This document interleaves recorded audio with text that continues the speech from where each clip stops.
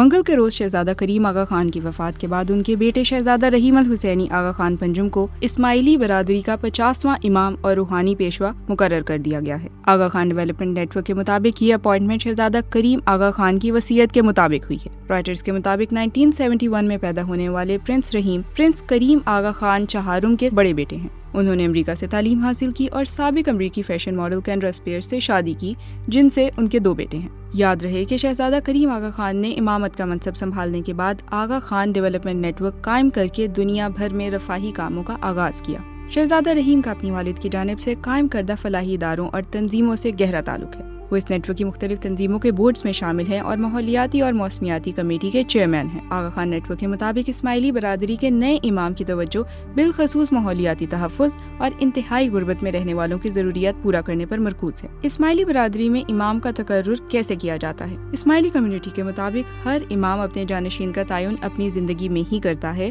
اور نئے روحانی پیشوا کی تقرری امام کی وفات کے فوراً بعد ہی ہو جاتی ہے۔ پرنس کریم آغا خان کو ان کے دادا آغا خان سوم نے روایات کے برعکس اپنے بیٹے علی خان کی جگہ اپنا جانشین مقرر کیا تھا۔ اسماعیلی کمیونٹی کے 50ویں امام پرنس رحیم کی تقرری سابق امام پرنس کریم کی وصیت کے مطابق ہوئی۔ اسماعیلی برادری کی ویب سائٹ کے مطابق اس اپوائنٹمنٹ کا اعلان 5 فروری 2025 کو لسبن میں امام کے اہل خانہ اور سینئر رہنماؤں کی موجودگی میں کیا گیا۔